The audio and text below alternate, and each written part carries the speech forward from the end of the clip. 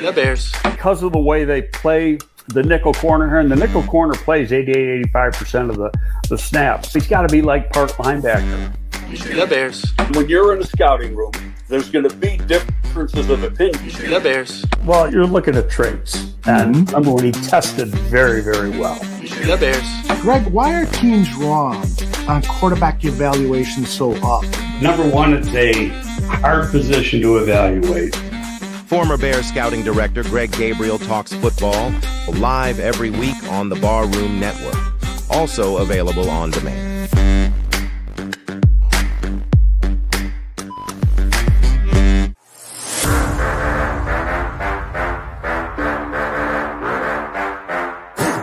Look, I think it's a good time to be a Chicago Bears fan. There's a lot to be excited about.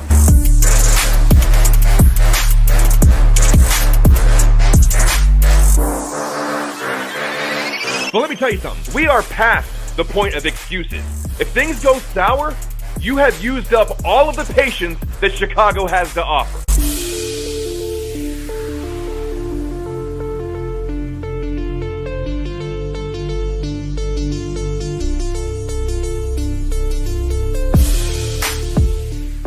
The following program is rated TV MALV. It contains strong language, violence, and nudity. It is intended only for mature audiences.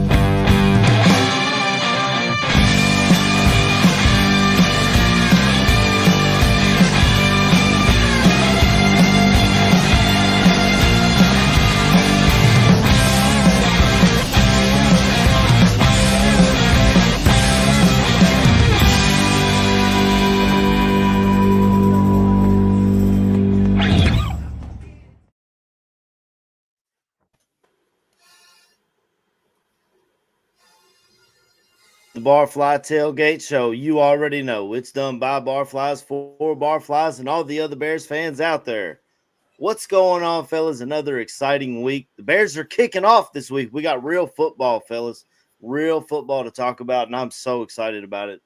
Technically, the Bears don't start until tomorrow night. The last team to go. Monday Night Football. Bears Vikings. J.J. McCarthy's official first start in the NFL season. And, man, I just can't wait. We're getting a little chill in the air, and it just feels like football outside. My wife made chili for the first part of the season the other day. It's football weather. It's fall weather. The hoodies are out, and I'm fired up about it. My man Tooch, what's going on, brother? How was your week? Pretty good. Had my free play win on weekend sports betting tips, the Michigan-Oklahoma under. Also liked the under in the Iowa State game, and I gave out Kansas-Missouri over, which was like 75 points scored in that game on a 50. I explained it too. The line was 50.5 over under, which it opened at 53.5, and Sean and I had a little discussion about, well, the line's moving downward, Tooch, and I'm like, I got 3.5 points of value, Sean, so gave it out, and I thought both teams would be able to score, put up some points, and I forget the name of the running back on Missouri, but he's one that we should watch. I think it's like Ahmad Brooks or something. Ahmad Taylor. Breakaway speed, shifty, nice little running back to check out. Didn't watch the Kentucky game, AC, but we had a little talk about it behind there, and agree with everything you said. I thought the defense played pretty good for Kentucky, as they usually do. Got a lot to talk about with Bears Vikings. I've got some key matchups and stuff, and let you guys discuss the elephant in the room to chime in when you need me. Well, yeah, like I said before we got on, not that anyone cares because we're not in Kentucky country, but Mark Stoops really blew it. He was down there in field goal range twice and went for it on 4th down. We ended up losing by 4, kicking or a touchdown, kicking a last-second field goal. Like I don't know what their plan was. I don't know what they were trying to do, other than piss me off, but they succeeded. I guess we get to you talking about running back. This week, forget they had a good running back. You know, they just didn't. I was breaking up there. You're breaking up there, Didn't even give it to Jeremiah Love. They had a bye week this week, so we'll see what they do. The Michigan running back looks pretty good too. Is it Haynes? Yep. Hayes, man. Hayes. Yeah, there's lots of running backs for the Bears to look at for the next draft. But I think it looks like AC might be frozen. What's going on, Chris? I'm doing great, mate. This is like one of my favorite times of the year. Is week 1 in the NFL, man. Everybody's got a clean slate. And the 2 games what's been on so far have been really good, especially Kansas City losing. Always like to see Patrick Mahomes lose. But yeah, I'm really looking forward to the show. And I just can't wait for Monday night, fellas. I really can't. I'm absolutely buzzing. Feels like Christmas Eve. I have to work on Monday night, KB. So I have to find a way to kind of have the game on somewhere while I'm working. Look, changing of the guard maybe in the AFC West with the Chargers. They sure look good, and a lot of people were high on Jim Harbaugh as a coach. KB, hey man, he had them boys looking good. Justin Herbert looked very ready to go. He looked mid-season form. Defense came to play, which was nice to see. Hey, you know what I'm saying? I'm a little excited for the year, man. I'm a little excited. I would love to see a different team be able to unseat the Chiefs over there in the AFC West. Then you got to talk about that run out of bounds blow up that Mahomes gave to the one kid. Hey man, yeah, I'm all for it. All for it, but understand somebody blow your ass up. Don't run over to the side trying to get a flag. You can't have it both ways, man. Yeah, brother, man. You know how it is, man. It's football season, baby. Bears play tomorrow. Kind of feel like it's weird. It kind of feels like you're in a must-win situation right off the bat. I kind of feel like the Bears need to win tomorrow, and kind of the Caleb needs the ball out, kind of get the monkey off his back. Yeah. So yeah, man. Let's get into talking some ball, baby. Right. I think we got AC back. No. Are you back? Yeah, you're not frozen anymore. I see a black screen. What we got? Is he delayed? It looks like he's got into a cave. Mm-hmm. It gets worse and worse. I don't know. I don't know what There he is. going on with his internet, but Hey, Steve. did you restart your router? Can you guys hear me? Yeah. Yeah. Yeah, you're like frozen and there's like a 5-second delay. I don't know. I'm just glad it's not me, because it's usually me whose internet connection is terrible and using a terrible device. So I'm feeling quite smug this year. Hey man, Chris, we ain't had that happen to you for years. What you talking about? I don't know how you put it on me for like 4 years, trying to do it on a bloody mobile phone. Yeah. Well, come on, Suits, bring it up. Come on, you want to talk about this article? I don't.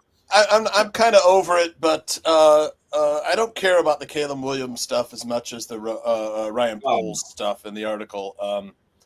There were 2 named scouts that did give their names, and to me, it's a little bit of malpractice to not consider Jaden Daniels or Drake May, and considering a haul if you're trading back, and a quarterback. But I mean, to me, Ryan Poles might have been backed into the corner of he had to pick Caleb Williams no matter what. His and there was in the article there was talk that the media will crucify me. A good GM doesn't give a fuck about what the media says. A good GM is willing to make the unpopular decision. And if Jaden Daniels, as some of these scouts said, they thought he was the better quarterback. If Jaden Daniels was the better quarterback, take the better quarterback and fuck the media, because it doesn't matter. What matters is getting the best players. And Poles draft picks, I mean, this draft looks like a good draft. But in the past, they have not been good enough for what we need to overcome the dysfunction of this organization. We've always said McCaskey should sell the team, and I was always against that. But the fish rots from the head. They're not football. They're not football people. They're just fans. They have to hire consultants. They have to hire consultants to hire football people. And that's fine. And they've thrown money at everything, and it's their business, and fine. And as a fan, we're passionate about these things. This is our team. We love our team. We want our team to win. And we always hire these GMs that are the first time GMs, and he's never been a scout. He never was a scout. I don't think his player evaluation is any good. Greg Gabriel sends him players to draft, and the player that Greg Gabriel sent him is a pretty fucking good player. Keith Newman, the guard from who made the team as a 6th-round pick. And look, Proles invested in the offensive line and defensive line this draft. He picked Shamar Turner, Ozzie Trapillo, Keith Newman. And I think that was it for the trenches. But he's had to go the free agent route to rebuild the trenches, and we'll see that rebuilt offensive line against the Vikings pass rush on Monday. That's one of the key my key matchups. But to not consider the other quarterbacks in that historic draft, to me is malpractice. And I know you didn't read. Did you read the article, KB? I started reading a bit of it, man. I had got to the point where they did speak about that, saying that how he was all on board with Caleb, and there wasn't any other quarterbacks. And so I got about to that point, and I was just like, yeah, man, I didn't really care anymore. The Caleb Williams stuff, look, 50% of the blame, at least, probably more, is on last year's coaching staff because they were terrible. Yeah, absolutely. They were absolutely terrible. I can understand the kid becoming frustrated. He knew he's going to be there. He knew he was going to be there, and the coaching staff wasn't. And that's fine because I wanted Eberflus gone before the season. So it's rots from the head. Luke. Yeah. The fish rots from the head. Rots from the head. Rock it out. Chris and I like to rock out. Sorry. But the timing pisses me off too. The article 3 days before the season kicks off, in Chicago, you shocked? Yeah, exactly. No, not shocked at all. But the only thing for Caleb to do is to go out and fucking throw for 300 yards and 3 touchdowns and put all that notion to bed. Yeah, because that's the only way we're going to get rid of stuff. He's got to play. The pressure's on Caleb Williams and Ben Johnson this season now. My main thought that I've come away with is thank God we've got Ben Johnson as a coach, because I love this coaching staff. I think Ben Johnson is got the team pointed in the right direction. He's rebuilding the culture. He's rebuilding the winning attitude. The playbook looks fantastic, and even that was vanilla playbook, so can't wait to see what he's got for Brian Flores on Monday night. But is Ben Johnson enough to overcome all of this dysfunction within an organization that has a history of dysfunction? That's what worries me. I think he's got a pretty good shot of bringing us out of this in spite of the GM, in spite of whatever troubles.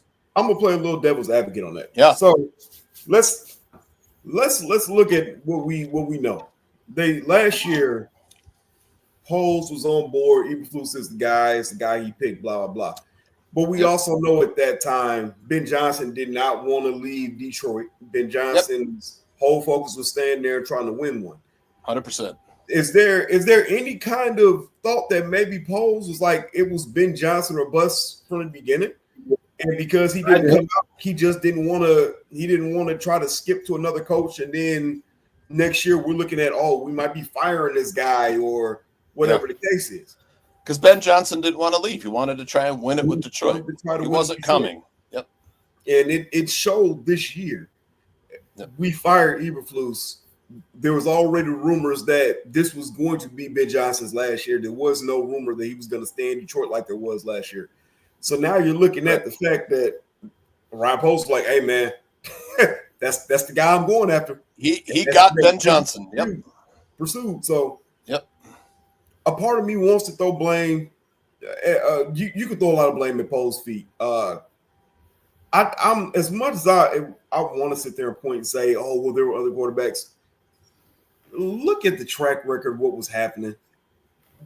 Caleb was everybody's by far and away number one quarterback, and it was already shooed in that, hey, the Bears are taking this kid. That's why we shipped Justin Fields out. It's why we made moves that we made. It was Caleb from the jump, and there was no other pick. The draft started at pick 2. Remember, we talked about the haul left and right. We talked about the haul. You can trade back with the Commanders, give Commanders Caleb Williams because he's the hometown kid. They would love to get him. He'll sell jerseys. We talked about this. And then you had the sidebar from other Barflies and other fans that said, oh, well, we can go get Jaden Daniels. Jaden Daniels is a better thrower of the football. I saw people saying Jaden Daniels was Justin Fields but skinnier, and saying that people are crazy for looking at Jaden Daniels over Caleb Williams because they're not even in the same area code. So one played in the SEC though, and one played in the Pac-12. Exactly. Sure. That's exactly. There's no defense in the Pac-12. At all. The SEC is hands down the best defenses in the country. Yeah, man. Sorry, go ahead, Chris. No, go ahead, C-Duck. I'm just going to say, when I've read the articles, I read both parts. Regarding the Caleb Williams part, I put that down to a lot of sour grapes on these coaches what got sacked, to be honest with you. Yeah. You like we just mentioned, he's the number one pick. He comes to Chicago, and it was a disgrace how the Chicago Bears helped that kid through his first season. Yeah. You know what I mean? We had a coach what was on the hot seat, right? We had in the first time ever in Chicago Bears history, the head coach got sacked through the season. We sat the offense coordinator, and we all know there's a massive jump from college to the NFL. And if he's getting the right support at a high level, then he's going to struggle. But you look at his stats. Right, we all know how many times that kid got hit last year, 6 to 8 times, right? And he still managed to only throw 6 interceptions. He threw over 3,500 yards and how many touchdowns? 20 touchdowns. Do you know what I mean? So he's got the talent. And I would have been pissed off if I were Caleb Williams last year. I'd be pissed off at a coach who I know is not up to it, trying to tell me what to do when you know that he doesn't really know what he's doing himself. So to me, it's a fresh chapter with Ben Johnson. And to me as well is that there's no way somebody who's detailed oriented like Ben Johnson would have took the Bears head coaching job if he thought Caleb Williams were a bust or he couldn't do what he wants to do in offense. Absolutely. Right? Absolutely. The second part to work with Caleb Williams. Yeah. And there's reasons, and we all know the reason why. He also wanted to be one of the highest paid coaches in the NFL too. Yeah, but it's aside from the point. I mean that just comes with the territory, doesn't it? Really, he could ask for whatever he wanted, Ben Johnson, and exactly. He got it. You know, $15 million a year or whatever it was. Yeah, and the second part of the article, I agree a lot what you say to. You know, why are you narrowing your search down? Why aren't you, investing time looking at the other QBs? But it's just like KB said, Caleb Williams are always going to be the pick. He was always going to be the pick. Yeah. And I feel as well, it's slightly. The feel what we're in me is through the article. If this is true, that Pose didn't allow his scouts to sort of really give him their opinion. It sounded, but also as well. It's a room of yes men. Yeah, that's right. Yeah. But also as well, if I were a scout, why aren't you speaking up? Because that's your fucking job, mate. It's to scout fucking players. You know what I mean? It's 50-50. Yep. So I think, it's quite an interesting article, but I think really it's a new chapter now. To me, Ben Johnson would not have taken his role on. He wouldn't have left Detroit, where they're having so much success, and they're on the brink of getting to a Super Bowl, to take on a QB when he's got no confidence in it. And that's how I feel about it. I feel like there's a few sour grapes when people have got sacked because some of these coordinators and scouts have got back to position with the Bears since then. And also as well, how it were written very sort of bit AI. It was sort of over dramatic writing, I thought.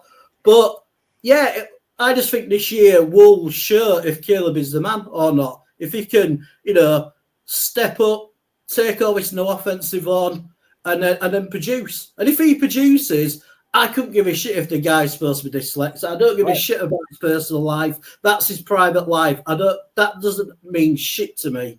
As long as, it'll prove this year that he can do it if he can take on this offensive scheme and produce and win. Because that's all, we're Bears fans, and all we want to see is our team do well. And we want to see a quarterback do well. He might have a chance of getting 4,000 yards, but there ain't that many quarterbacks that pass for over 4,000 yards in the season. It's maybe about 4 or 5. So it's not like an easy, achievable, barometer of how good a QB is. But it's an interesting article, but the timing sucks, like you said, Tooch. 3 days before the fucking, I know why they've done it, because then people, everybody's invested because it's the first week of the season, so they know they're going to get attention on that article. But I just think now the Bears are not the organisation, especially the coaching staff, that there was last year. And I think that's going to make the big difference. Yeah, well, like Vizo said, we'll all root for our team. That's our team. And yeah, hindsight is 20/20, but we can't have a GM that's not going to do his due diligence on every pick. That's not going to it's going to be afraid to make the tough decision no matter what the media says. That was the thing. If I pick Caleb Williams, the media will crucify me. Who gives a fuck? And now there's that story about him going into the Bears social media teams and making sure that the right whatever is out there. Don't worry about that stuff. Like Fochisi said, the media loves to pile on Caleb Williams, air the dirt. Caleb Williams is unfortunately a number 1 pick, and he's a Bears quarterback, which the deck is stacked against him because of those two things. We haven't had success at the quarterback position over many years. Many years we've mishandled the development of quarterbacks, from Cutler to Trubisky to Fields and now Caleb Williams. So, I mean, definitely it kind of tracks. But the thing is that we have no choice. Caleb Williams and Ben Johnson have to go out there and ball. Ben Johnson did his homework on Caleb Williams. I know he did, but I don't think Ben Johnson is married to Caleb Williams. I think Ben Johnson, if it were to come down between the two, Ben Johnson would stay here longer than Caleb Williams. They gave a $10 million contract to the backup quarterback. They said tons of things praising the backup quarterback to put pressure on Caleb Williams. I don't. If it doesn't work out with Caleb Williams, it'll be tragic. But there are other quarterbacks. There aren't as many good head coaches in the NFL. But Caleb Williams will go out and ball, and I'll tell you why in a second. Because against the Vikings, Caleb Williams has been fantastic. So let me get his numbers. In the 2 meetings against the Vikings last year, Caleb threw for 531 yards, 3 touchdowns, and no interceptions. We lost both games, but he did not play bad. So, and Ben Johnson's track record versus Brian Flores averaged 31 points a game. And he was 5-1 against him as well in wins. So he knows how to scheme against his defense. It's just to me like this year's coaching staff. It's black and white compared to last season, and I think what's happened has happened. It's in the past, and as a fan, I see that at some point the page has got to turn for the Bears regarding the QB situation, right? It's got to happen at some point. And I think with Ben Johnson, it's the best chance the Bears are turning that we've had for absolute years. Do you know what I mean? So it's like, nobody's indispensable at any position. But I just say, the only thing that annoys me about the article is when they're going about personal, his private life and personal things. I think that's got nothing to do with him. Doesn't matter. Yep. It doesn't matter.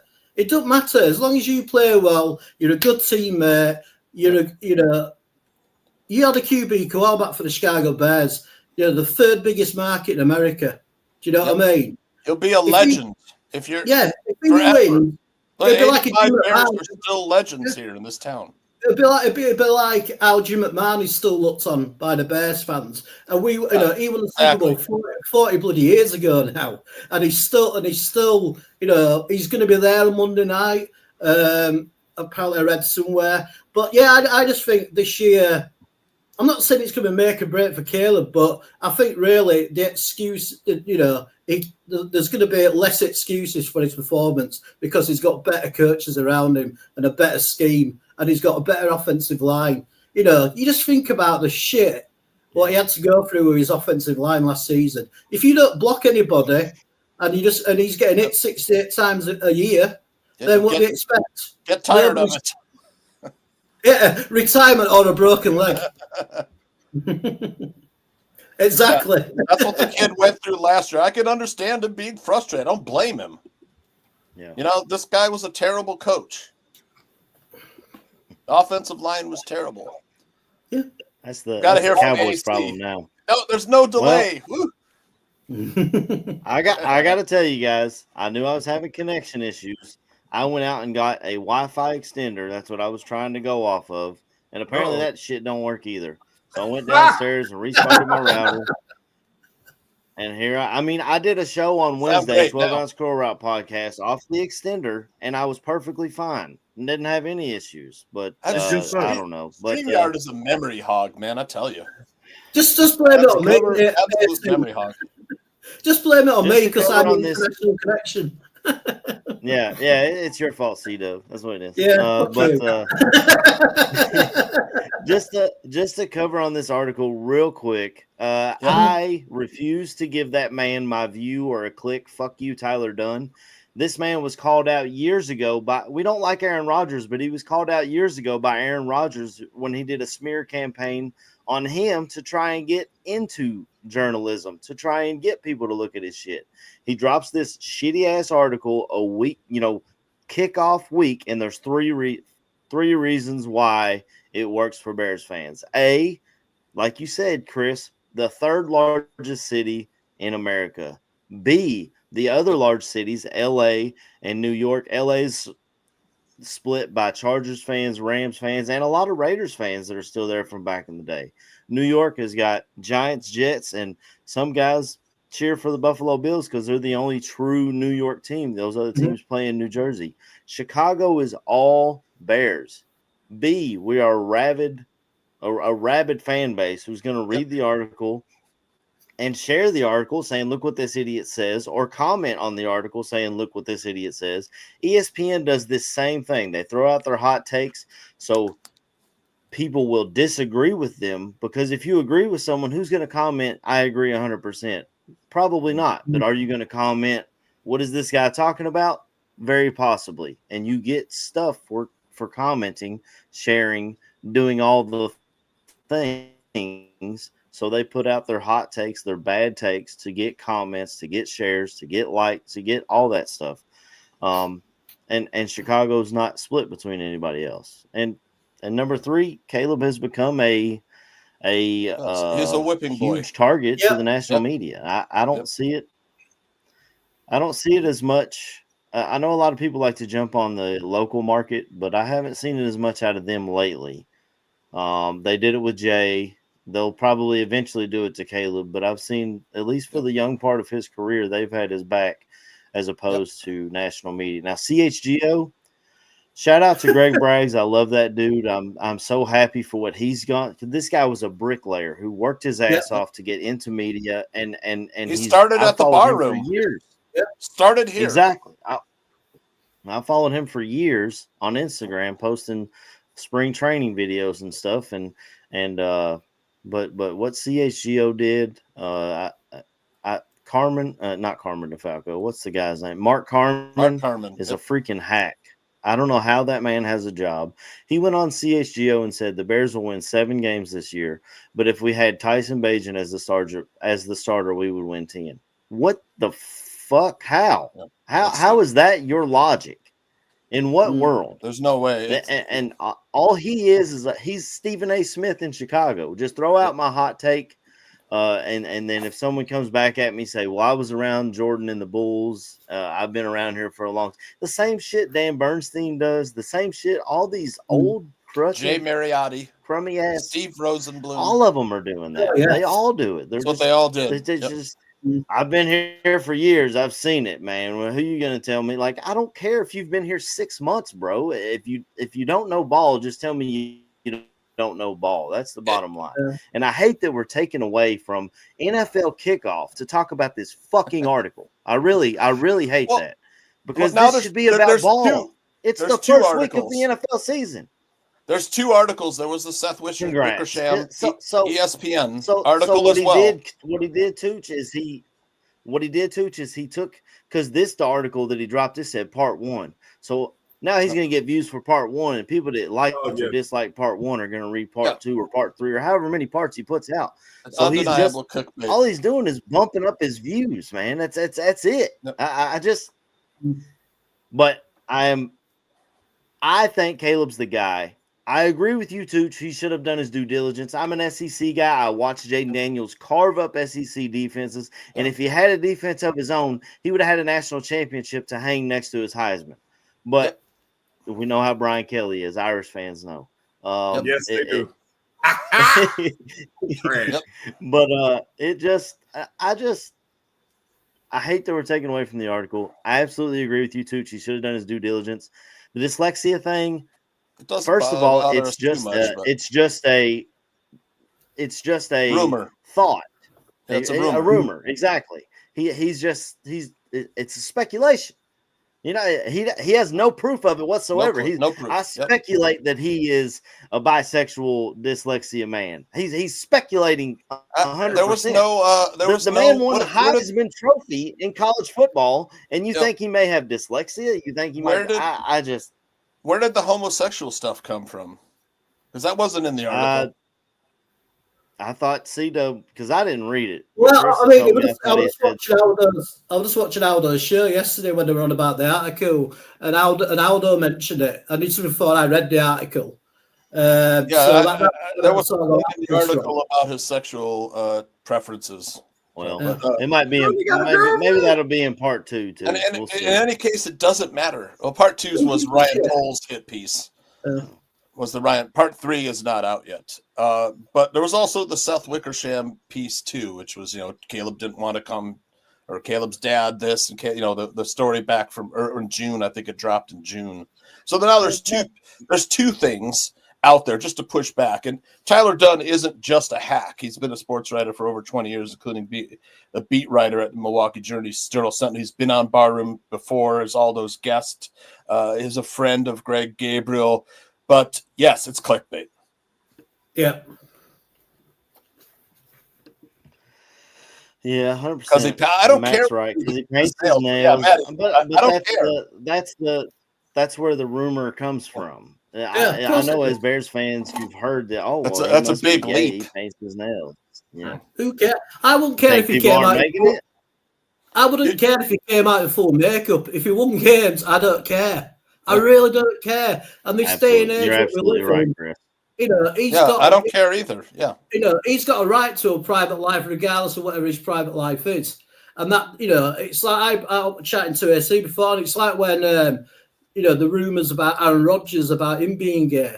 It's his private life. The man should be able to do what he wants in his private life, whatever he does. And that, as long as he's good at his football, then who cares? This is 2025. We are not in the 70s and 60s. It's ridiculous. But yeah, I mean, I just think it's clickbait. Some of it were quite interesting, but like I keep saying, it's a new chapter. It's a new season. We've got a new coaching staff. It's Ben Johnson, and I just think like 2024, put it to fucking bed, man. We all know what happened with the coaching staff. Do you know what I mean? What do you expect a guy who's used to winning coming into an organisation where him and his dad weren't particularly, they were worried about it, and they were right because it were absolutely fucking terrible last year. Yep. So they were fucking right, man. So, I think this year, fuck 2024. It's a new chapter. It's a new Bears team, a new coaching staff. Let's move on and let's kick fucking Minnesota's ass on Monday night. That's all we can do. And I'll be honest, the leadership I've seen out of Caleb this offseason has been impressive to me. He comes out, voted talks a captain. to the media. That's right, yeah. Absolutely. Voted a captain. It wasn't shoehorned in. We talked about last year the captains having 8 captains and not a single one on the line as a scrimmage. This year you got Joe Tooney and you got Grady Jarrett as with captains. And you touched on it for a second there, Tooch. Not only am I confident in Ben Johnson against Brian Flores' defense, who put up 31 points with the Lions both times they played last year, but Caleb Williams himself, as a young rookie, seeing this defense for the first time, went out there and played well. Yep. Yeah, I mean, it's so those two together, I'm so excited. We finally have the head coach I've wanted for 2 years. We finally got him in there. And like you said, Tooch, I hope Caleb works out, but if he doesn't, I think you got your head coach in place. Yeah, exactly. Who's going to give you if we do go the draft route, he's going to know what he's looking for. If we do go free agent route, I mean, this is a guy who rebuilt Jared Goff, who was a throw-in piece on that trade. Let's be honest. They were like, well, we got a salary dump this guy. Let's throw him in. Right, exactly. I can't help but make the comparison from Jared Goff to Tyson Bagent because they are to me similar playing styles and abilities. I'm just saying. No, it doesn't matter because Caleb is the starter and should be. But Jared Goff and Caleb Williams' games are kind of similar to me. You mean Tyson Bagent and Jared Goff, their games are similar. But you think about that's great for us, though, because we've got a great backup who can work in that system. Exactly. So we're on a win-win there, man. Exactly, win-win.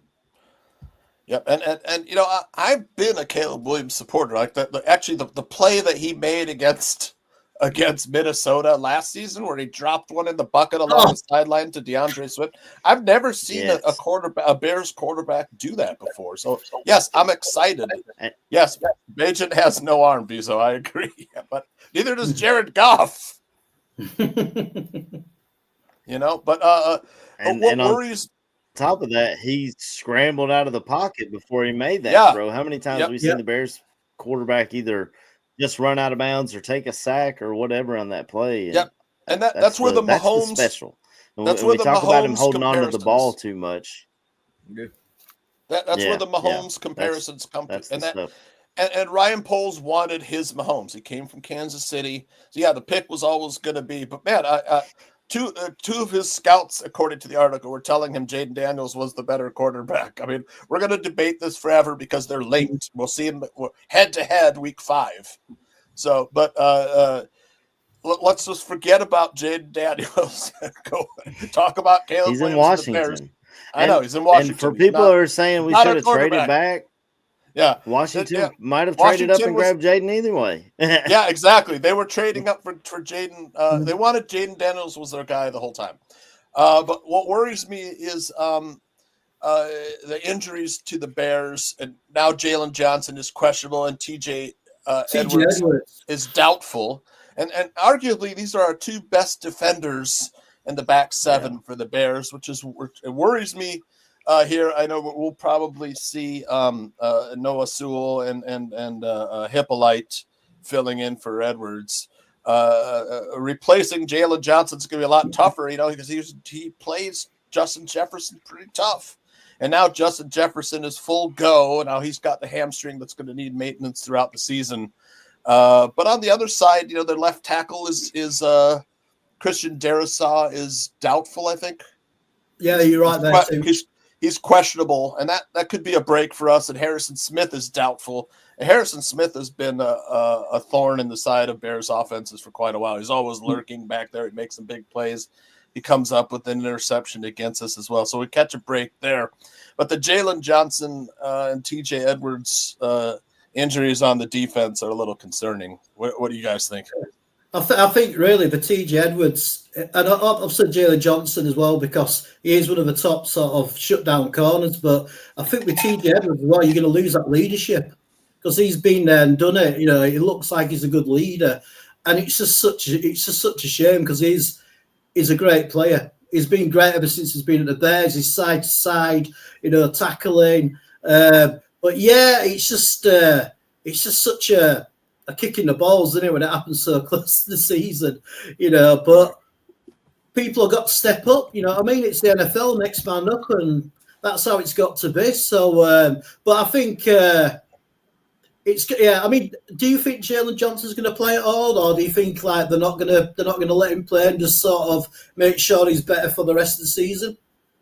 I think he's a game time decision, to be honest. Yeah. I think Jalen Johnson's going to play. Right. It'll probably be limited reps because he's not stamina wise. He can't be in football shape. No, he hasn't played at all this preseason. It sucks that he's going up against Justin Jefferson, number 1 or number 2 best receiver in the entire league, and he hasn't had any reps this preseason. I love what you said about TJ Edwards there, Watts. That's a dude who grew up in Chicago, cheering for the Bears, listening to 670 The Score on the radio when his dad picked him up from football practice in high school. He's a Bear. I mean, you talk about buying a jersey, man. That might be my next one. That'd be a good one. Yeah. Don't do it, AC. You're right. AC buying a jersey. Come on now. Yeah, you're right. You're right. Apart from Christian, but he got injured. Yeah, I need to stay away from it because I'm bad luck, I guess. I don't know what the deal is. Maybe I should just buy retired jerseys from now on. I got a Walter Payton. Maybe I'll just get a Jim McMahon, and I'll just get the old school guy. No jinx. Can't jinx their careers. But this is why they draft guys like Hippolyte, and we saw a lot out of Noah Sewell in the preseason when they actually gave him a shot. So, maybe we'll see what kind of depth we got at that position. It sucks for TJ, but I'm really excited to see Tremaine Edmonds in this defense too. They said that he's been flying around the field in practice, making plays like they haven't seen since his rookie year. And that's the Tremaine Edmonds I thought we were getting. When we let Roquan Smith go, it sucked. Yep. I loved Roquan. I loved Roquan at Georgia. Like I said, I'm an SEC guy. I watch these guys on Saturdays. So I was a Roquan fan going back to college, and I was excited when we got him. But when we signed Tremaine, I was like, well, I think we can get a lot out of him that we got out of Roquan. And we just haven't seen it yet. They paid him like they had already seen it. So he's already gotten his pay. He just needs to go out and prove that he earns every bit of it. And I think that helps us. Dennis Allen's aggressive style defense is going to be so fun to watch, I think. But with high gamble, it's high risk, high reward, which hurts us not having Jalen. I think Jalen's going to be, as much as I love TJ, I think Jalen's going to be a bigger issue than TJ is. What about you, KB? Oh, my bad. I asked you right in the middle of yawning. Man, it's all bad. No, man. First of all, I think Caleb's gonna play. I said Caleb, Jalen. That being said, I know we say something about the condition and whatnot, but Justin Jefferson's been hurt as well. Like, let's not glance past the fact that he has to come back in and be in shape and be all the same thing that Jalen Johnson is. From my understanding, it wasn't a foot issue. So it's a hamstring. Hamstring. So they're both. Oh, was that Jalen or Justin? Justin. So both of them have hamstring issues. Jalen Johnson is a groin injury. Oh, okay. Yeah. That's right. Oh, yeah, that sucks. Wrong. I partially torn mine, so I know what that's like. Painful. Yeah. Very painful. But you got both of them dealing with something. Both of them coming back with limited reps during the offseason. I mean, That's true. It is what it is. I believe he's going to tough it up and he's going to play just because he's that type of guy. It's going to suck not to see Edwards out there, but I mean, in the same breath, you get to see some of the younger guys play. I liked what I seen out of Noah Sewell during the preseason. He's flying around. He has more of a renewed sense of urgency, it seems. I mean, it's nothing to dwell on, man. Neither team is coming in at 100%. That's true. You know what I'm saying? And it's gonna be a battle, man. I don't believe there's ever been an NFC North game that we've watched outside of the Detroit Lions being the Detroit Lions and sucking, where it was just a full on blowout where we were like, oh, these games are bad. So like I said, man, I think JJ's gonna play. I'm not as hyped or have the belief in that Edwards is gonna be out there. I believe they let him kind of rest it off. So, yep. Forgot. Do you think that hurts them? Do you think that hurts them experience-wise without TJ Edwards out there? I know, like I said, Tremaine's in the middle, 100%. Yep. But Yeah, I mean, who wears the headset is Edmonds, right? Tremaine Edmonds wears it. Edmonds, yeah. But say that's where you lean on the veterans on the defense. The Sweat has to do something. Grady has to do something. Cuz has to do something. Bayard, you know what I'm saying? Get some of these older players out here, man. You gotta lean on them for the leadership. I think they've been doing it with Grady Jarrett a lot. Yeah. I mean, I think as well that last year Edmonds struggled because obviously Big Cuz went down, and the D line became so porous that he was getting offensive linemen getting onto him for their second blocks. And hopefully with Jarrett, Big Cuz back in the middle, then he's not going to have that problem. And obviously the scheme's going to be different anyway compared to what Eberflus had last year. It's not going to be as soft. I think really the main weakness for the Minnesota Vikings is the QB. If we could get pressure on that QB, his first proper NFL start. He's from Chicago. He's going to have a lot of family there. It's Monday Night Football. I think it's all down to how well that guy plays and how well we can roughly up a bit and stop the run, because they're gonna rely on the running game a lot to try and take a bit of pressure off the QB. So if we can stop the run, get pressure on him, get him on his ass, then I think that would really sway the game towards the Bears. That's a great point. Did you guys see J.J. McCarthy's first ever game? As a fan, his dad took him to Bears Vikings. I think it was Monday Night Football as well. He's wearing the Urlacher jersey, and I was like, man, that's a big bear ball. Yeah. He's a Chicago area kid. Grew up in LaGrange Park, Illinois. Yeah, so I mean, not only is it pressure of him making his first official NFL start, it's pressure for him to, and we saw it the other side. Jay Cutler grew up a Bears fan, and he let the pressure get to him. He wasn't the leader that we needed him to be and all those things, and I won't rehash the past, but how much more internal pressures on J.J. McCarthy saying, I grew up cheering for this team. They didn't draft me. I've got to prove that they made the wrong decision at quarterback or whatever internally. I wonder if he even thinks of that, or if he's just. He also has anxiety issues, Mm-hmm. That was the story of J.J. McCarthy was, right. The anxiety or was dealing with performance anxiety. Yeah, I mean, we're fortunate we're catching J.J. McCarthy in his NFL debut, but Ben Johnson is a good coach. The other coach on the sidelines, the head coach, is a heck of a coach as well. He was NFL Coach of the Year last year. The Vikings won 14 games last year, so it's going to be a heck of a game. I hope that the Bears pull it together to get Ben Johnson a win in his debut as head coach of the Bears. the run defense, I thought I saw Torian say something about we have to stop the run. You know, Aaron Jones always kills us, and now they have a good 1-2 punch with Aaron Jones and Jordan Mason, who's a heck of a running back as well. He was on the 49ers last year, big strong running back out of Georgia Tech. You know, so they can give us a 1-2 punch, and Aaron Jones has had the injury history, whether it was when he was with the Packers and or now with the Vikings.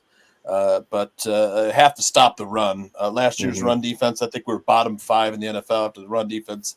A lot of that was when Big Cuz went down, you know, partway through the season. Sure didn't help. Didn't help. So hopefully we get the run defense. I mean, New Orleans wasn't great against the run either. So let's hope that they shore up the defense. And I only say that because Dennis Allen came from New Orleans. Right. But key matchups, you guys. I'm interested in seeing how the revamped offensive line does versus the Vikings defensive line. Any thoughts there? Are you confident in Braxton Jones coming back off that big injury? KB, look like you ready to go first. Yeah, okay, mate. It feels like a lot to say, man. No, I mean, you saddled your wagon to him. I don't know, man. I don't know because I mean, take his play during the preseason for what you want to take it for, man. He had a couple good snaps. He had a couple really, really bad snaps.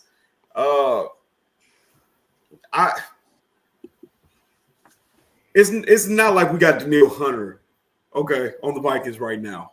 So that's a positive. Yes, Dallas Turner is a hell of a player. I'm sure he's going to have a hell of a pro career, but I would much rather be playing Dallas Turner than Danielle Hunter. Yep.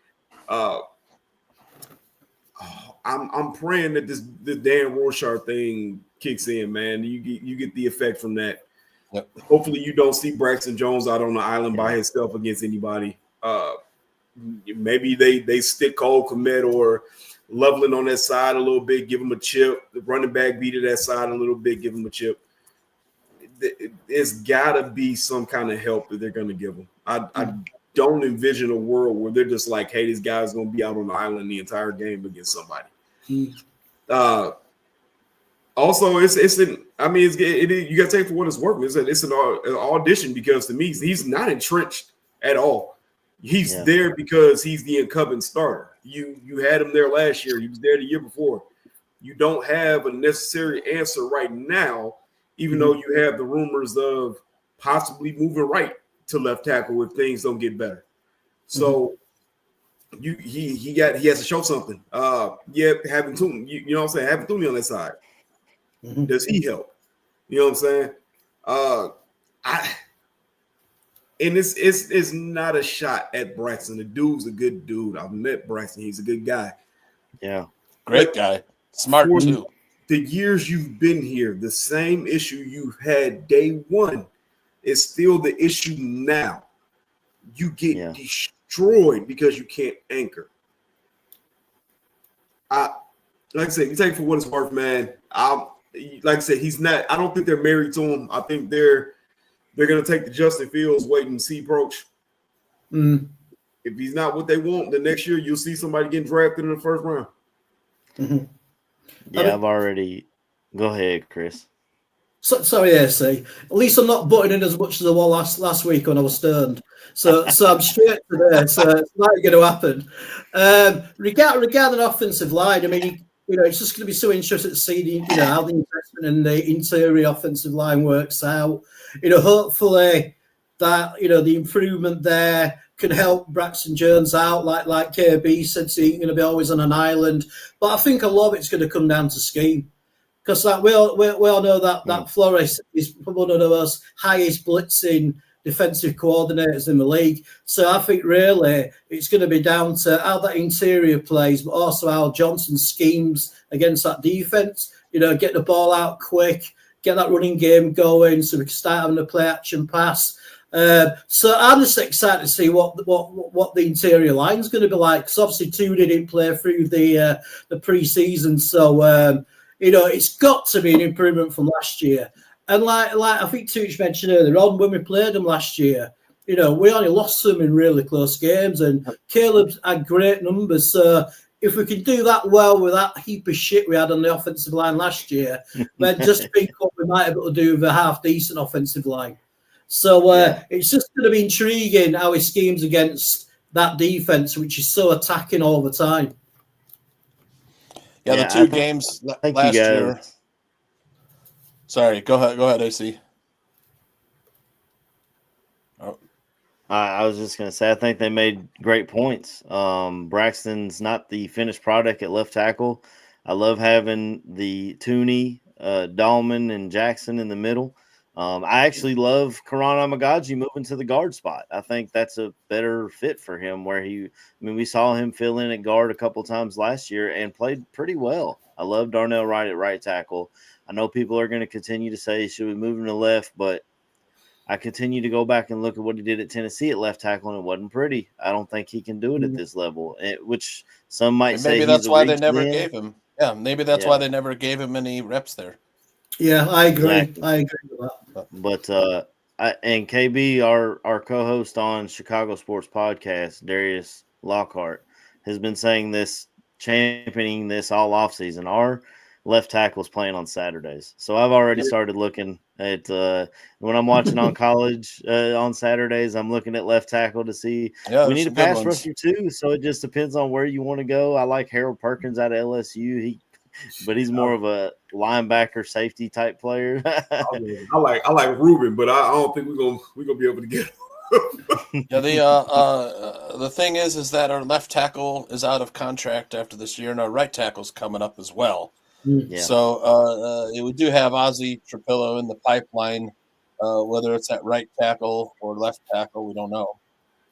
He's not playing on Sundays. He's on the sidelines watching, but we can't forget though the Vikings made a lot of upgrades on their O-line this offseason too. They went out, paid Will Fries and Ryan Kelly, who are guys that we had our eyes on as Bears fans in free agency before we made our excellent trades. Which for all the shit that we give polls, those were great moves. You went out and you got ahead of the free agency pool and made those trades. But Darisaw being questionable, that's a big thing. Even if he can go, if he's limited reps or anything, that's a legitimate left tackle. And well, I don't know. We'll see. What were you trying to say there, KB? I'm sorry. I was gonna say they got Ryan Kelly and Will Fries. Those are two Colts linemen. Really? Yep. Mm-hmm. Yep. Okay. Yeah, I know that. That's funny.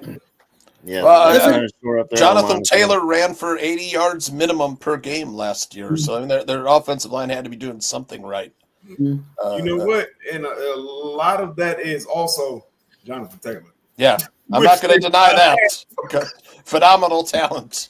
What I was going to say is like last year, Vikings. Yes, the Vikings won both games against us last season. The game in Chicago was a 30-27 loss, but I think we came back from an 11-point deficit in that game, losing it in the final seconds to the Vikings. Yeah. And then the second game, they blew us out 30-12 up in Minneapolis. But it was on Monday Night Football, so the last time we played about Monday Night Football wasn't the greatest. But this year should be different. There's just a different coach for the Bears, a different quarterback for the Vikings, and then Ben Johnson. This was news a little bit this week. Ben Johnson, I think Declan Doyle came out and said this, that Ben Johnson has set a goal for Caleb Williams of completing 70% of his passes. That's lofty. That's a lot. And going through his progressions quickly and effectively. Those are two goals that Ben Johnson has set for Caleb Williams. Hard to disagree with either of those. I think we'll be in pretty good shape if he does both those things. 70% is likely not possible, but it's a hell of a goal. But yeah, Caleb's, it's all the pre-snap stuff. Ben Johnson said that at the beginning. Ben Johnson said that at the start of the year that was 70% goal was 70%. Yeah. Okay. All right. I thought it was. I know Declan Doyle at his press conference recently he reiterated it, but. Mm-hmm. I mean, have any of you guys worried about the running back room? We see Swift and then Swift and then just Swift. Absolutely. I'm slightly worried, man. I know Swift played all last year and he looked good in the last preseason game, but Like, it's just a downside is that he only offers one type of running back where, ideally you want somebody like Swift, but you also want a guy what's, north-south pounding running back like Roshan Johnson. So what do you guys reckon about the running back situation? we'll have a new one next year. That's my I agree. giant analysis. That's I my do. big brain thoughts. I've seen a lot of the running backs playing this year, bro. What's the Michigan guy's name? Is it transfer from Alabama? Yeah. Jeremiah Haynes or Hayes or something. Yeah, right. Hayes. Yep. Hayes. Okay, yeah, that dude's pretty good. I love Hayes. I know, man. He's so good. He is good. Like I said, I'm a Singleton fan. I would absolutely love to see Singleton on this team. And Jeremiah Love is always out there. To be honest, I hope Notre Dame keeps forgetting that they have him. Because they forget that they have him, draft stock will slide. Got a good chance to get him. I mean, man. I could not believe that game last week, man. When they just said, like, who's this dude back here? We don't need it. Right. Just not going to hand it off to who they saying is the best running back. Okay, that's fine. Just keep it up. Good job. Yeah. Let him slide. They said Katron Allen from Penn State. I know Focheesy knows. That's his team. Yep. Yeah, Allen got more play than Singleton week one. Yeah. I didn't look at the box score from they played FIU, I think, on Saturday or yesterday. Mm-hmm. It was closer than I thought. Keep him healthy for Big Ten football. Yeah, that's it right there. Toughest defenses in the you know what I'm saying, in the conference, bro. I know the SEC is where it's at, but the Big Ten got the defense, bro. Back-to-back champs is in the Big Ten, man. It's hard to disagree with it. Hard to disagree. Michigan and Ohio State. Ohio State looks great too this year again. Not missing much. Missing much. But to follow up on what Chris was asking, I'm worried about. Before we go any further, we're not going to talk about Ohio State, okay? First of all, they played my alma mater yesterday, and I'm sorry, I love Graham. It's like playing a D3 college, okay? Yeah. No, people say, they did so good. Look at the stats. It's against Grambling. Shut up. I don't care. Yeah. Grambling is shout out to UKB, but Grambling's biggest game is more about the halftime show with the marching bands. I was going to say, ask who won the bands. Ask who won the battle of the band. Graham whooped Ohio State's world playing ass. Get out of here playing them games. I'm sorry, I had to go on that tangent. Everybody's like, we didn't score. Remind me to mention the halftime show for Friday Night Football because that was pretty fucking good, man. Right. Oh my God! Go ahead. I'm sorry, I had to interject. Yeah. To follow up on what Chris was saying, I am absolutely worried about our running back room. Swift gives you a lot. I wish he would stop hurdling so much. It looks cool, but bro, let's stay on the ground. I don't like that. Number two, Ben Johnson came out this week and said he has a lot of trust in Monungai. He trusts that guy, which is pretty awesome. I mean, we just drafted him, so we'll see how much we see of him. But behind him, you got Roshan, who's injury prone at this point, and DJ Moore taking snaps at running back. Maybe he's more of a when we traded for him, they talked about him being I'm sure you remember, they talked about him being in a Deebo Samuel mold type of player. But our former coaching staff chose not to use him in that way or didn't know how to use him in that way. I think Ben Johnson, with his creative play calling, he's going to find a way to get number two the ball. Whether it's in the backfield, on end arounds, screens, and hopefully a couple of times he'll let him run past 10 yards to get the ball, because they did not believe in that last year. And DJ Moore experienced frustration and showed his frustration to a lot of Bears fans' dismay walking off the field on that play. But that was I am Austin. I am worried about our running back room. I was so angry do to wanna see see him what we got surprise you guys here from the UK because I was going, you fucking wanker. What the fuck are you doing? If the play's still going and Caleb were rolling to his left, he could have come back to help his QB and he just fucking went off the fucking field and sulked like a overpaid bastard. I minced my words there. It really pissed me off. Yeah, it didn't look good. Yeah, it definitely did not look good. What's going on with the women thing in the chat? Tooch, what else you got for us, brother? Let's see. Vikings are going for their 6th straight win at Soldier Field, which would set a franchise mark for them. We got to stop that. We can't let them have the record of beating us 6 straight times here at Soldier Field. So we're looking to stop the streak there on Monday night, man. Yeah, the loss when I went to Chicago, the loss to the Vikings, the first game I went to, and I was like, 4,500 miles, and I've come to see this. But also as well, I think the Vikings as well is one of them sort of sneaky teams that don't get really talked about. It's like you mentioned two cheer on, they were 14-3. You don't go 14-3 without being a really good team in the NFL. Yep. And I like I said before, I just think it's all down to how their QB plays tomorrow. I really do, because they've still got a great team, great offensive coach, and I just think it's down to their QB. I reckon that's going to be the big decider of the outcome of the game. I can't be they lost 6 straight Monday Night Football games because they beat us on Monday Night Football last season 30-12 in Minneapolis. Maybe 6 straight Monday Night Football games on the road. Possibly, yeah. I don't know. Maybe. But, yeah, the 30-12 loss last season was on Monday Night Football. All right, you need to catch up. Fast forward to where we are live here, MM. And Mark, come on, Mark Carmen, give me a fucking break. You're about to get banned. I'm about to put you in timeout for a fucking stupid comment like that. Yeah, but Tooch, remember you're a bitch now, aren't you? You were being called a bitch last week. A douche. Guy. I was a douche. Yeah. Hey, my boy C-Dub add words, ain't he? That's why you really feel. I apologize for that. Yeah. You know, remember when that dude called you a pussy? Remember that? Hey, yeah, remember that? I'm shit. Here's the guy. This is the guy. This is the guy that was talking last week. Oh, that might be MMA tip too.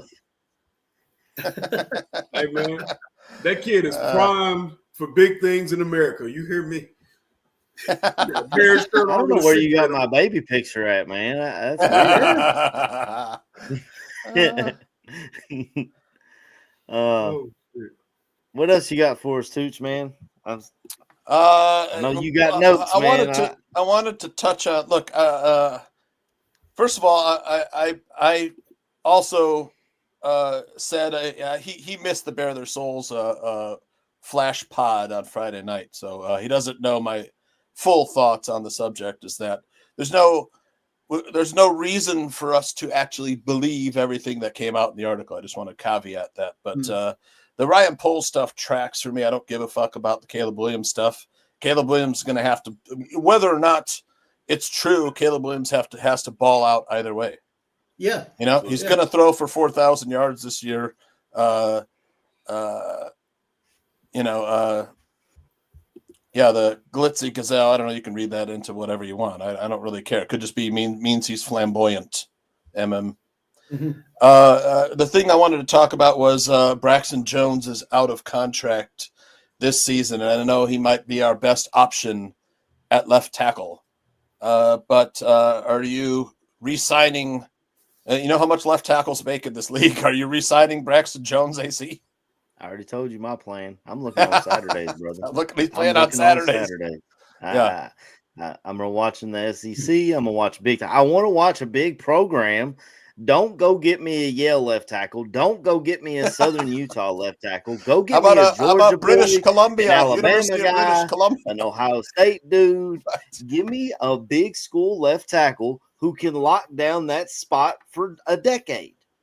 Stop trying all this shit, thinking you're the smartest guy in the room, man. He does it time and time again. It doesn't make sense, and he's passing on guys that we're seeing now starting in the league. I know Josh Simmons is going to get a lot of love because he's doing his thing in Kansas City, but let's not act like he wasn't injured coming out last year, and Bears fans would have threw a fit if he drafted another injured left tackle in the first round.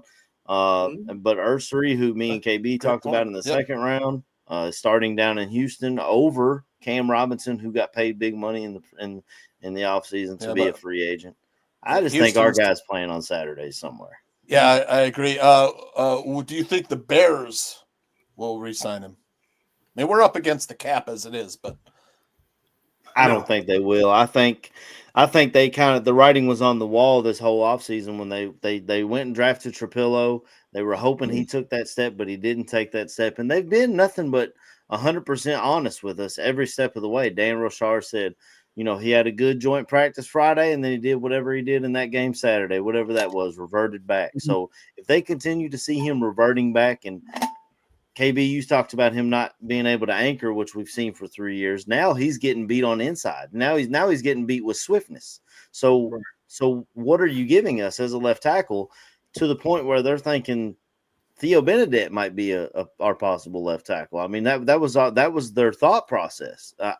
So they're looking at every chance to replace that spot, I think. And it sucks for Braxton Jones. I think he's a good dude, but he'll go to free agency and somebody's going to pay him big. It'll be, I mean, we hated Charles Leno for years. I saw someone make a comment in the chat. We hated Charles Leno for years. He wasn't good enough.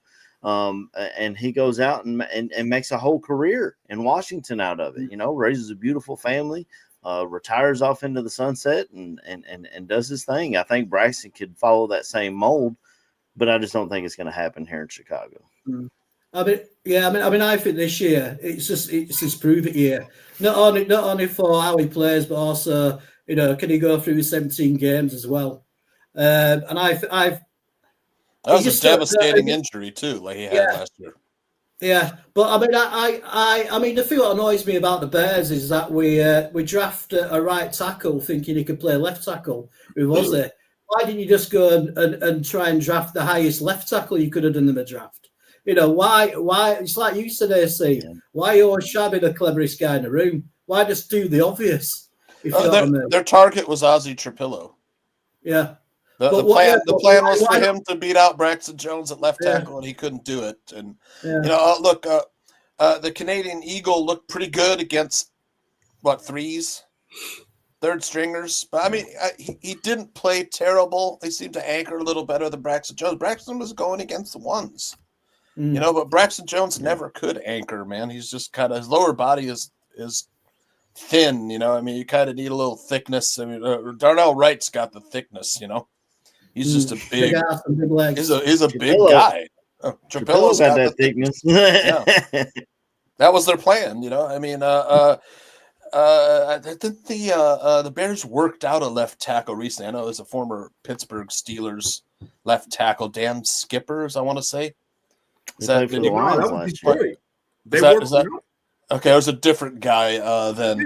There's a guy that worked out. Maybe the chat room has it. A guy that played in a few years, but was a former Steelers. He hasn't played since 2021. They worked him out at left tackle. Oh, wow. But, I mean, so obviously they're working guys out, Well, while we're on the subject of guys that should be worked out, I was Friday night. My son is doing marching band, so I was at Friday Night Lights. Scott County, where I'm from, the Scott County Cardinals beat the Bowling Green Purples. So I'm anti-purple this whole week.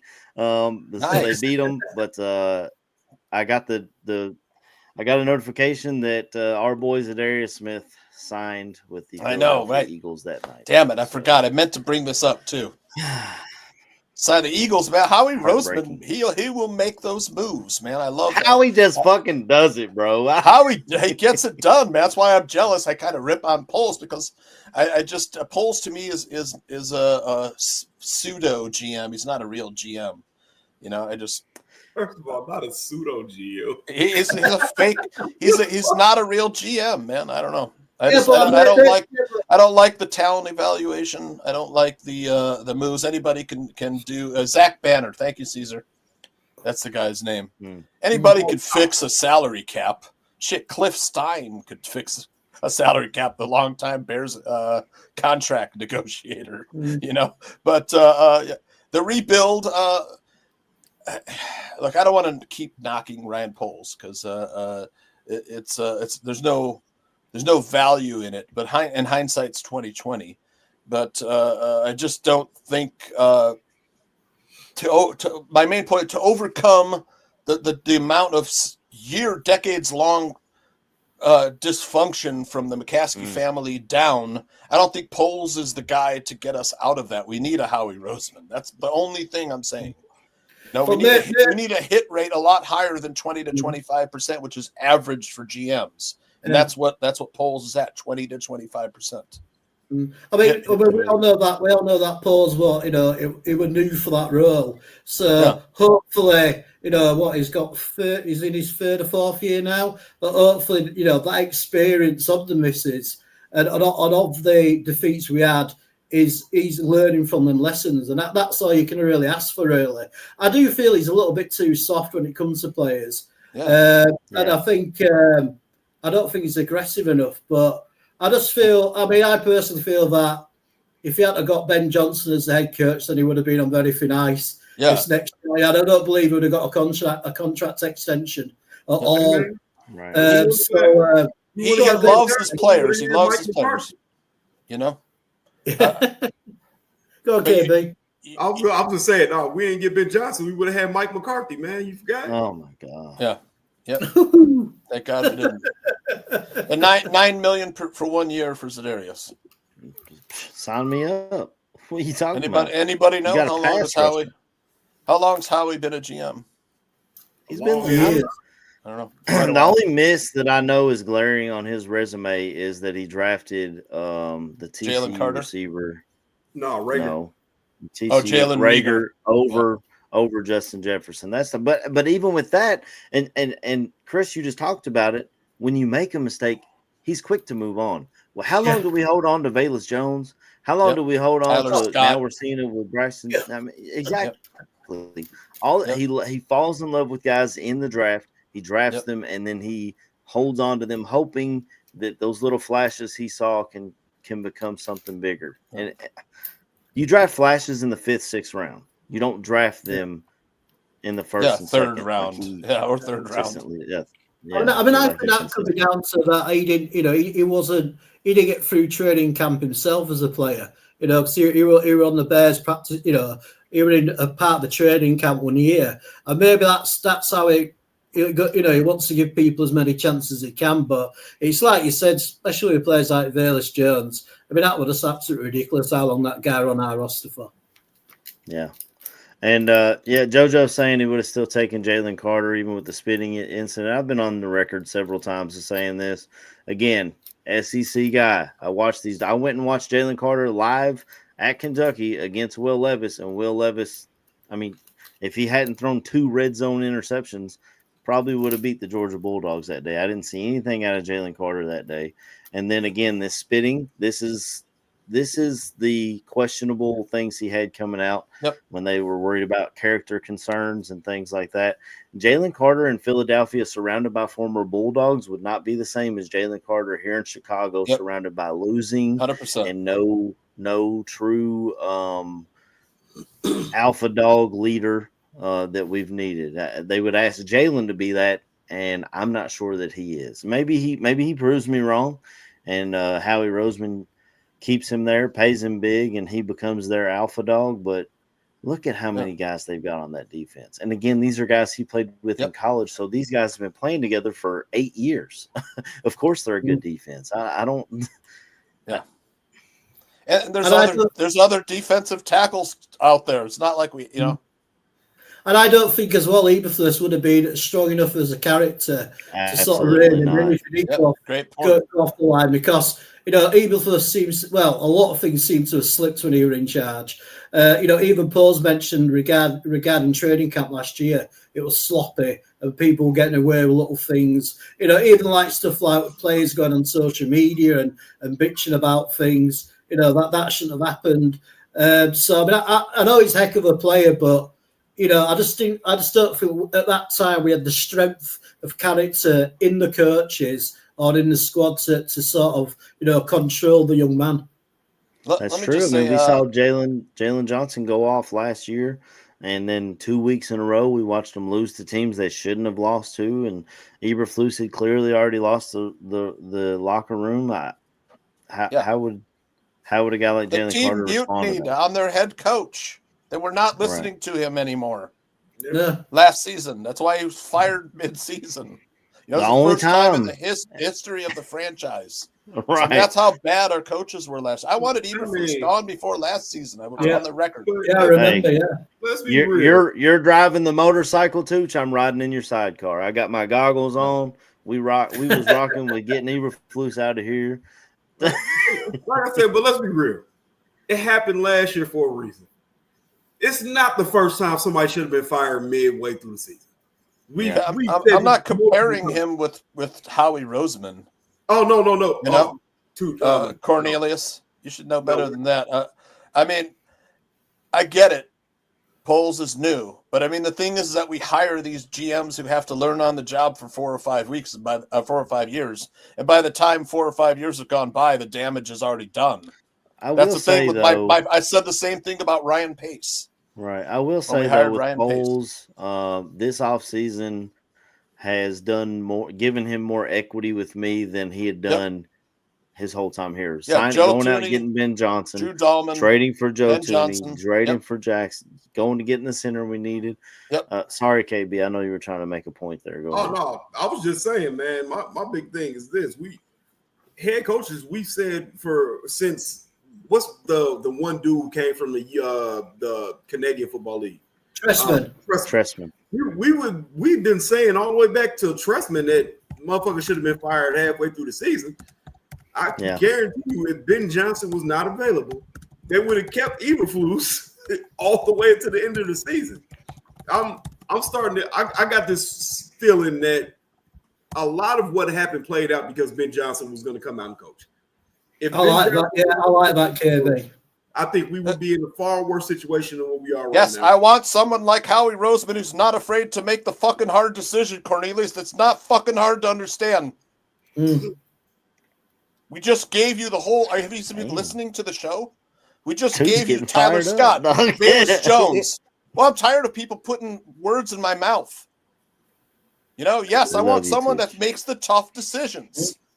We should all strive for someone like Howie Roseman. Exactly. That's right. All right, sorry. I forgot to say, Darnell Wright is also an SEC guy. Yeah, Tennessee. Yeah. Yep. We took an SEC guy, but I'm not knocking on you, AC. I'm just saying. And Howie Roseman. Poles did take an SEC. And Howie Roseman built his whole defense off of SEC. Yeah, exactly. But AC was just making the point. AC was just making the point that we shouldn't be looking for left tackles at Yale and University of British Columbia. We're not the smartest guys in the room. And the left tackle next year is took playing. The words right out of my mouth. We watched Bruce Arians walk out of our doors and go to Arizona and take them to a Super Bowl while we had Trestman talking about we're going to be selfish and undisciplined. Yeah. What was the defensive coordinator's name? That was Mel like, why Tucker, do we not? Who is no. Before that, the Lovey's guy, his buddy, the guy who was excellent defensive coordinator. What was his name? He said they asked who was it? Phil Emery. Phil Emery hired Trestman. Phil Emery asked who was Lovey's. Rod Marinelli. Thank you, dog. Emery asked Rod Marinelli which coach to hire, and he said Bruce Arians, and fucking Emery hires Tressman.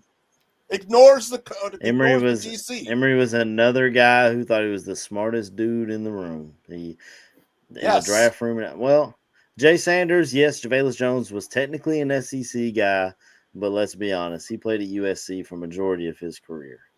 And look, AC tells you right here, Bayless Jones could have spelled Kamara for carries. He wasn't a receiver. Even in Tennessee's offense, the way they run, they put their receivers standing on the sideline and stretch you out so far that they take advantage of their athleticism. You can do that at the college level. You cannot do that at this NFL level where your defensive ends are running a 4-4. You can't win that way. And Bayless looked good in college. That was a miss, but it was the 3rd round miss. He took a shot at a wide receiver. It sucks that it didn't work out, but he held on to him too long. That was my point. But we've been here an hour and a half, fellas. We got to get into. That's right. Fantasy football goon is starting. Yeah. So I know. We got to try and close this thing out. Yeah. Predictions, boys. Predictions. I'll start with you, Chris. We'll go around and I'll finish this up. Yep. Cool. Do you want to do a shout outs as well? Yes, sir. Cool.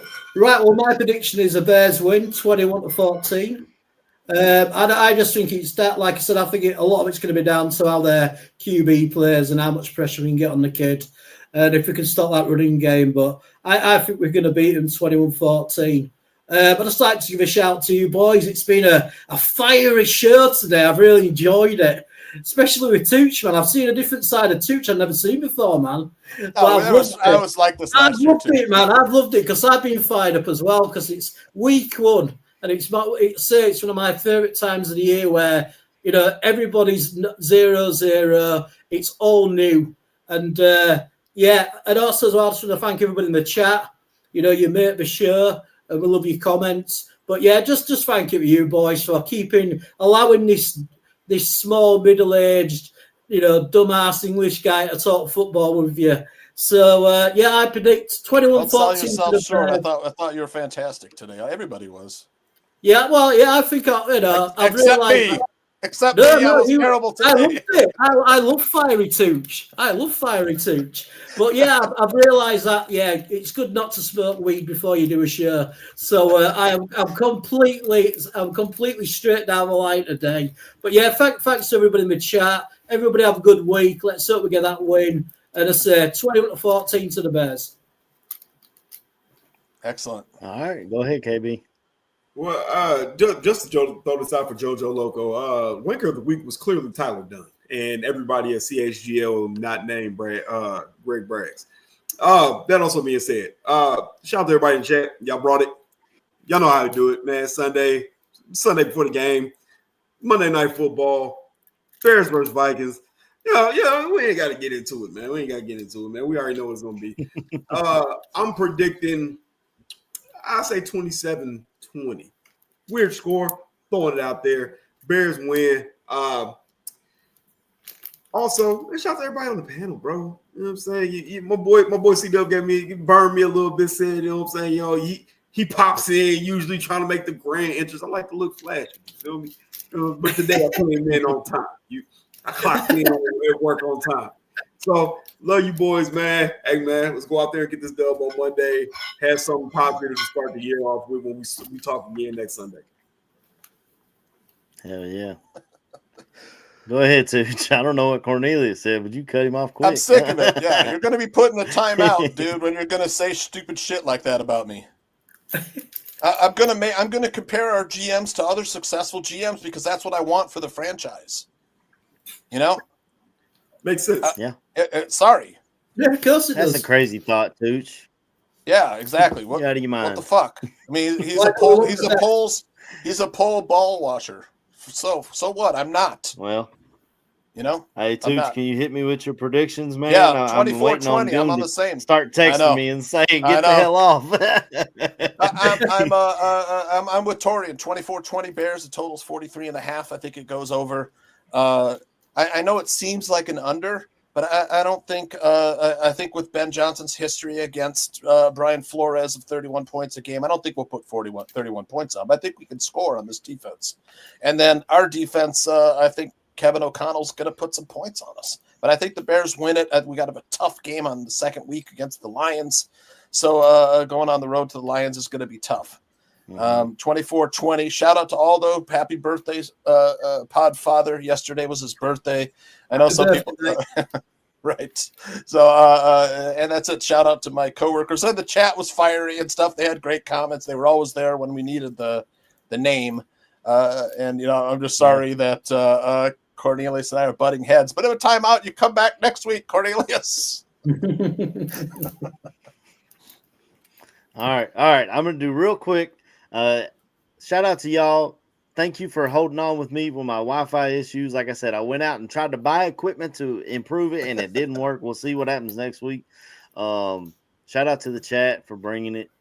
Good, bad, or ugly, or indifferent. We appreciate y'all for coming in here. Make sure you like, comment, and subscribe. It'll tell you every time the ballroom goes live. Like right after we're done, Joe Mandel's going to come in here and tell you who to start and sit. It's week 1 of football. And fellas, we get to watch football all day today and not have a worry or a care in the world. Just watch good, hard-nosed football and hope the Packers lose. But red zone. The Lions. Putting red zone on. But yeah, my prediction is not going to be as pretty as everyone thinks. I think it's going to be a rock fight, fellas. I think it's going to be like 17-14 Bears. I think Bears win, but I think it's going to be a lot lower scoring than a lot of people expect. It's week 1. You get some sloppy football, and we'll see who comes out on top. But I hope that the Bears do. And my prediction is that they will. But until next week, fellas, we'll just leave everybody with a bear down. Bear down.